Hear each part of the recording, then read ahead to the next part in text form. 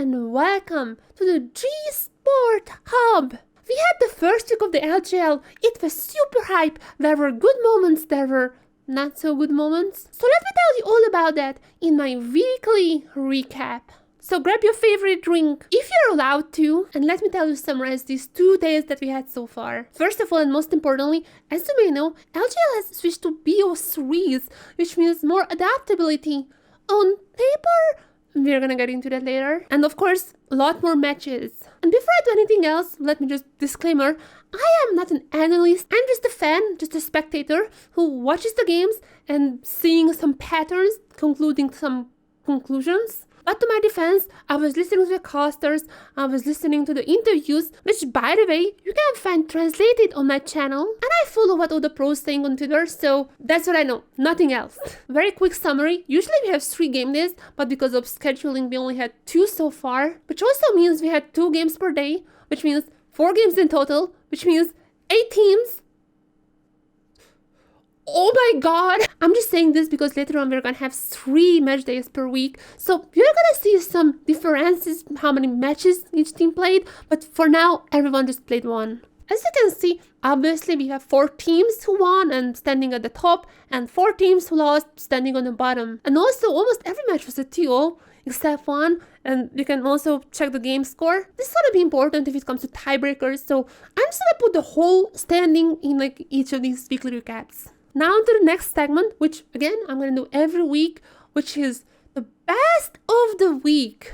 And this week, the best of the week was so good that it got into the official global Riot Games video. And it was none other than Nap's NAR play. And the little teaser, immediately after this play, there was another amazing play, but we're gonna get there later. And just to balance things out, there was the week of the week as well. And this time I don't just award one thing, but a duo. And that duo is none other than Lucian Nami, also known as Luna. Okay, before you start saying it, I am not a super huge draft nerd, and I'm not saying that Lucian Nami is always bad, but they were picked 7 times out of 9 games, and the other 2, they were banned. I'm gonna mull so much over this, because they are having an exactly 0% win rate. And I know win rate is not everything, so I'm gonna go into each one of the matches. But I think, unfortunately, Luna deserves this week of the week. Here's my little book. I'm literally a boomer, just like writing down if something happened that I want to talk about. Okay, let's start with the first match, which was supposed to be very hype. DFM versus Sengoku Gaming. Spoiler alert, it was a stomp. So this is Loken's first game in the LJL. You probably know Loken from the LPL already. I talked about Sengoku Gaming and also V3 and Fennel in my other videos. I'm not going to introduce the teams right now. You already know their stories. And let's just look at the draft, I guess. Here and in a lot of other cases, this is just a trade Lucian Nami to Zeriyumi, which is Luna versus the Zumi or Yuri. This is supposed to be the hypest match, the rematch of last year's summer finals. 2 teams who people were probably predicting to be in the finals. The match started with Loken's first blood. Lucian Nami, the combo that was designed for early game, losing early game. And this is gonna be a team for a lot of matches. Don't be angry about Luna, they're just champions, But to be fair to them, even though Loken got a very early kill, it was not necessarily him who just piloted the team into the middle game. It was none other than Once. Was that an exceptionally good performance, I think, this first game? Out jungling massively still. And as soon as Zeri and Yumi hit 6, literally the second they hit 6, they just used the ultimate and got 2 kills.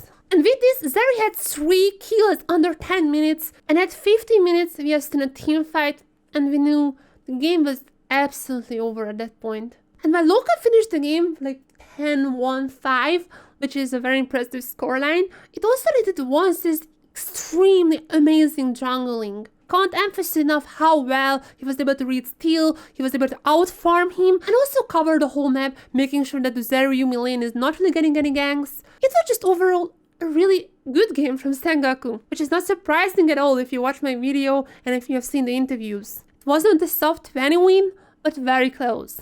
Now, game 2 was a very interesting match because Kasanin was played here, which is very interesting because I'm gonna talk about champion stats at the end of the video, but just so you know, Kasanin was banned in every single game except this one. So what does DFM do?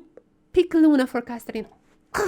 Look, in theory, I get the idea. You pick Luna for the early game and kind of transition into the mid game with the Kasarin, obviously level 16 and all that, and afterwards the Kasarin is just gonna carry. I understand in theory. The problem is, there is not a single match that I've seen this in action. And I think it's just really easy to counter. Zumi is just so insane in mid-game fights, and I don't think the scaling is that good for DFM besides Kasanin. Anyways, let's just get done with the match. It started with Totsu getting fanned out and very early first blood for Sengaku. And once again, okay, I wasn't intending for this pun. He once again went for a very early aggressive dive and it kind of failed and still was the one taking a kill. So if you look at the early game, it's already much better for DFM and kind of going into that theory or just getting through the early game until Kasarin is level 16. And while Steel was getting out jungled, he was everywhere on the map ganking, so DFM was accumulating about the same gold, little advantage for Sengaku, but it wasn't as bad as first game by any means. Hell, DFM even had a very good dragon fight, and it looked like actually their mid game was kind of fine. Yutapon got his first kill in that fight, but later on, Jet, the mid laner, because it was the mid laner Rakton, got a solo kill. So the gold was, again, kind of equal, a little bit in favor of Sengaku, but not nearly as bad as last game. And this was until we reached 80 minutes. Who would have guessed? Zeri Yumi is kind of OP. Zeri happened, obviously Yumi happened, healing everyone up, and I think just one member died once in the whole team fight, while the whole DFM got annihilated. They could have played the early game better, they could have had Luna just a tiny bit ahead of Sengaku, but if you need to play this perfect, that's, I don't know. Yeah, I'm not a fan. It wasn't super long until Sengaku with double inhibitors, the minions were pushing, and the returning Arya reached level 16. It was already far too late. And then just, yeah, they just scaled better, a lot better. Okay, Burning Core and Crest Gaming Act. Actually the only match that wasn't a 2-0. And we, yes, had a Luna, but only in the first game. They were banned in the next two, so don't worry, I'm not gonna mold as much. But just once more, another example. Early game was going really well for Luna. Burning Core also picked Maokai, which is a really highly contested pick. I think it may be one of the most banned champions. And also Abby bans him every single time in solo queue, so that means it's good. And even in the second gang, he got Caitlyn's both flash and heal, so win lane, win game, question mark? Well, not so fast, because while this happened in the bot side, something else has happened, which was why? Why? No, the champion, why? Kashin had an absolutely phenomenal game on the Y, and not just outjungling the Maokai, but also amazing ganks, getting kills every single time he went for something. But even though they won the laning phase, there was 4-0 Y at just 60 minutes. And that's why I set up the whole Crest Gaming Act just so well. And even though the gold was kind of equal at 20 minutes, you could see there was one champion who was kind of outstanding from the others. Y was surprisingly better at setting at fights than Maokai. And in just a few minutes, thanks to custom setups, not only did CJ took, I think, 3 turrets or something, but also increased their gold lead by like 3,000. Not to say BC's comp was bad.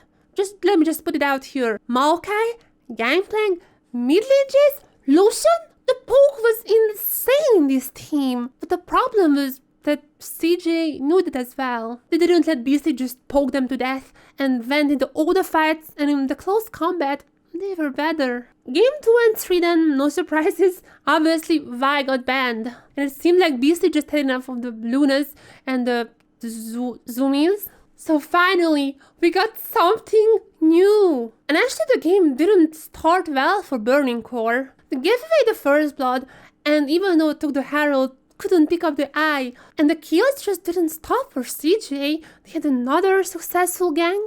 Very quickly, Burning Core found 2 another and equalizing the kill score. And here is where the fun part started. Who do you think was the carry in this team? Just like me, for real. But yeah, it turned out that this guy, can do a lot of damage from her case. So I wasn't joking. This Heimerdinger actually shaped up to be kind of a carry for this mid game. But eventually this mid Jace was able to get some kills as well. You know, just so not the Heimer has everything. And with Burning Core taking the Baron and Yui finally finishing the Imperial Mandate, yes, this was just a cover-up. This is no AD carry Ashe, this is the support Ashe. They were down 1 game, so understandably they were taking it kinda safe, but just over 30 minutes they did end up winning the game. Okay, 1-1, deciding match, the only one in this weekend. After what happened, Jace got into the ban list as well, and we finally saw some new champions, though not many. So even though CJ took the first blood, it didn't took Burning Core super long to respawn, and the gold was kind of equal for a while. That until, not just that CJ kind of overstepped and gave 2 kills to Burning Core, but also they had a kind of questionable tower dive against Rayfarki, who was able to trade the kill, and yes, this is where the problems started to surface. Burning Core's new jungler, Cat, was able to pick up a kill in the bottom lane, and he died as well then. But then their mid laner Dice got a kill, and then Honey, CJ's AD carry, got a kill as well. And while Burning Core got a kill, just look at the scoreboard, alright? Just look at the scoreboard. Almost every single lane was outfarmed. Dice had a score of 302. So now look at the gold, and that 3000 is not that surprising. And also they had more kills, but I wanna look smart. And this is the moment when Rayfarki turned into Jax.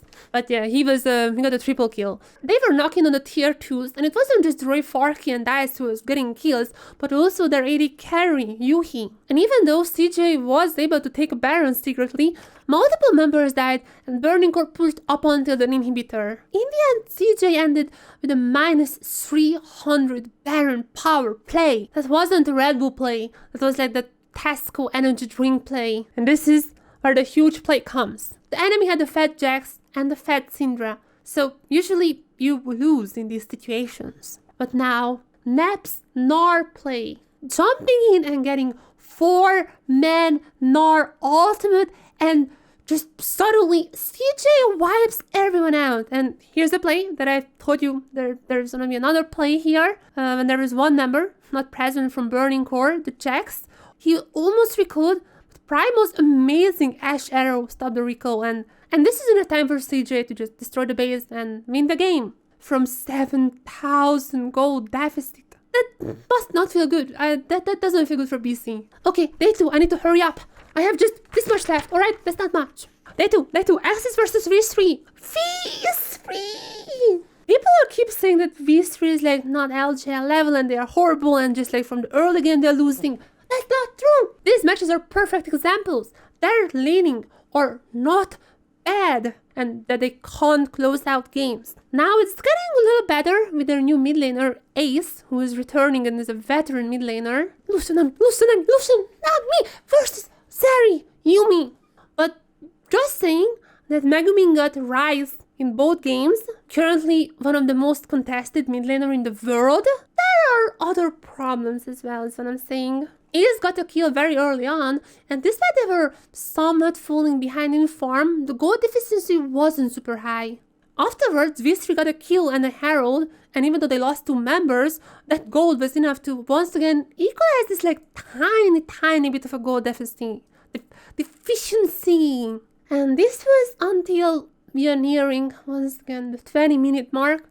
Would you guess who was the one who started popping off? Yes, Zeri.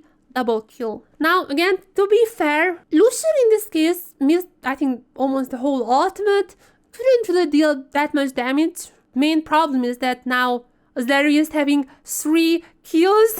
Zeri is now having 2 full items and boots. And even though props to Ace, he was trying to keep this match somewhat equal and getting a lot of kills here and there, unfortunately, the Rise and the Zeri with the Yumi healing them up was just way too much in the mid game. And it never took long when Zeri just popped off, getting a triple kill, for example. So you can kind of see, after Zeri reaches 2 items, this just seems like a GG. And this was it. This is GG. Especially with Megumin channeling the I don't read Chainsaw Man. And I don't watch Chainsaw Man. I'm gonna cancel now. Game 2. When I said teams didn't really adapt, I was lying. Not necessarily Luna, but I really like they went with the Lee Sin LeBlanc combo here. Even Megumin said later in the interview that he was like, I need to play this perfectly and just look whenever Hoglet is. なんかホグレットがカバーできるときだけ距離を上げるみたいな戦いになってもいいみたいなそういうのを意識して一応やってました。Definitely huge early game power coming from these 3 once again. And yeah, they got the first blood. Things were looking bright. Wherever LeBlanc was rotating and wherever Megumin had a misplay and just searched himself on a silver plate, these 3 was getting kills. Hiroki was everywhere with the Lee Sin, and at 9 minutes, they already had 4 kills. A team that is notorious for not being able to close out games. So is it just my bronze brain? But if you're a team that can't really close out games, wouldn't you want to play the Zerumi and the Azir? Is that a better choice? First, the good things, which is kind of ending here. But especially Hiroki, being a rookie obviously, really wanted to go for some kills and went way too deep in, and you can see it in this play. When I know on the Jax got a triple kill and Hoglet afterward just pick up some other. And this is a turning point. Before that, V3 was kind of controlling the game. Now it's flipped. And even if V3 still had some good wombo combos, and props to Hatal. I mean, I've been just hating on Luna in this episode, but Hatal was having a phenomenal Nami. I don't think these players are playing the champions bad necessarily, just I think they dropped so many times. Unplayable when you go into like the 30 minutes. V3 took the Baron after that victorious fight, and it looked like they were up ahead 3,000 or some even 4,000 actually gold. And this is where the Zeri happened, you know. Like there are those scenes when you just look at that and see the Zeri just zooming around, and you're like, okay, this is gonna be problematic. To be fair to V3, keeping this 4,000-ish gold lead for quite a lot of time. There were some kills here and there on both sides, but there was this very distinct moment when there was this big fight, and honestly it looked like dress code. The V3's AD carry is gonna actually carry with Delusion.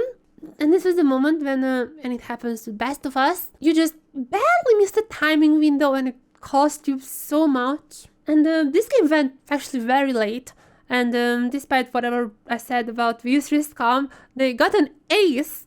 You look at the kill number, you look at the gold number, you look at the tower number, and your brain is telling you that V3 is winning this game.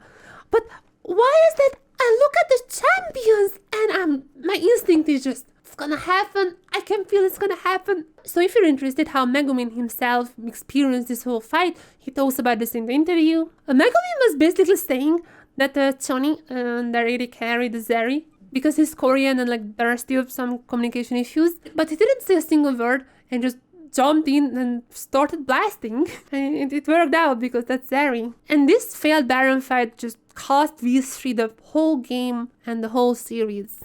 Immediately afterwards, Axis just destroyed an Axis. I'm very scared for V3. I'm very, very scared for V3. Fennel versus Fukuoka Bank Hogs Gaming. These 2 games were super interesting because for the first time ever, we could see Marble's Draven. He actually said in the interview that he likes Draven. He has very high win rate with him on solo queue and in scrims as well. And he wanna play Draven since the academy days. There was never really the time for him. Except for now. Game 1. The hosts are starting off with a very aggressive tower dive, which kind of failed. Even though Marble got the first blood, it was still not a good trade. And things were just started looking kind of worse. There were 2 more kills that Fennel got throughout the early game. I have to say Fennel had good rotations. They were at the right place at the right time until the 17-minute mark. Second Herald fight. Now the whole fight starts off with Marble getting the kill and getting the payoff. Not a great start. And it's just getting worse and worse because he's getting a double kill. And while just a little later on, Fennel had a good engage, killing both the Draven and the Ashe and taking the Dragon. It didn't take the host super long to kind of equalize this little deficiency. I can't say that word! While technically, yes, Fennel had Azir, a very good scaling champion. This is once again the problem that I usually have. is that I very rarely see this transition actually being successful. And even if there are some fights that you lose because there were some of those as well, actually Lucian got a lot of kills. And even if there were some fights where the Hawks were losing a few members here and there, still just nothing compared to how after every single fight almost the Sejuani and the Draven were getting kills. And those Draven payoffs were the reason that the Hawks were so much ahead of gold and even Fennel having objective bounties. And just slowly choking out Fennel, making sure that this Gragas can never have a good ultimate, this Azir can never get a good shuffle, and nothing else to say, they ended the game in a very convincing fashion, even though there were no superstars in this match. Now, if I say superstars, game 2. Marble getting once again the Draven, but the hosts also getting this time the Azir. They were like, yeah, we beat it last time, but not risking this time around. And Marble were just phenomenal to watch. In the interview, he actually went really deep into how he was thinking and how the match was going. But to just summarize how things went, good. for Marble, not for Fennel, for Marble. At 5 minutes, he was already starting lane with a kill, and it didn't take Blank too long to come here in the bot lane again, and for Marble to get another payout. And afterwards, we know this from the interview, they wanted to lane swap because they wanted to get a Herald on the top side, and they were kind of predicting there would be a Akali there. Voila, Akali was there, so Blank went for it, and just a free kill for the Hawks. This was a much cleaner game than the previous one. Even in those moments when you were like, okay, Fennel is gonna win this team fight, there was just Marble's amazing Draven play, and against all odds are picking up the kill. The problem with this team comp was not a tanky team. And on the enemy, we have a fat Draven. That's a little bit of a problem. It doesn't matter which part of the match you watch. In every 5-minute window, there is one highlight where they play for Marble. So it's not a really big surprise that in 30 minutes the Hawks won the game and the series, and Marble ended 8-0-5. And that's all. Let me know if this is the right length, or maybe you want something shorter. I don't think I want longer, so please say shorter. Teams are still shaping up. Wow, shocking information. And while I don't agree with the Luna first pick, and I know a lot of people don't agree with the Luna first pick, a lot of times, yeah, they were not the sole problem. I'm just really waiting for the new patch, and hopefully that people are not gonna just first pick Luna anymore or Zumi anymore. I just wanna see something else, please. But actually, besides Lucian, we have another 100% presence champions as well. I mean, I already mentioned some of them before, being the Maokai, the Ryze, the Kassadin, and also Alice. And there's also Zerayumi, who are not 100%, but still super high up on the list. And interestingly, I think there is a little less Cassante than some other regions. And with this is my week 1 recap. It's maybe a little longer than what I wanted it to be. And don't forget, LJL now is on Fridays, Saturdays, and Sundays. So we're gonna have V3 versus Hawks. Even though their first game was kind of messy, the second one was really good. So I'm kind of afraid what's gonna happen with V3. And another match is DFM and CGA. Now CGA, if you don't know, is typically the coin flip team. And they have really good pieces now with Honey, the superstar AD carry, and Primo, the new prospect. So don't sleep on this matchup.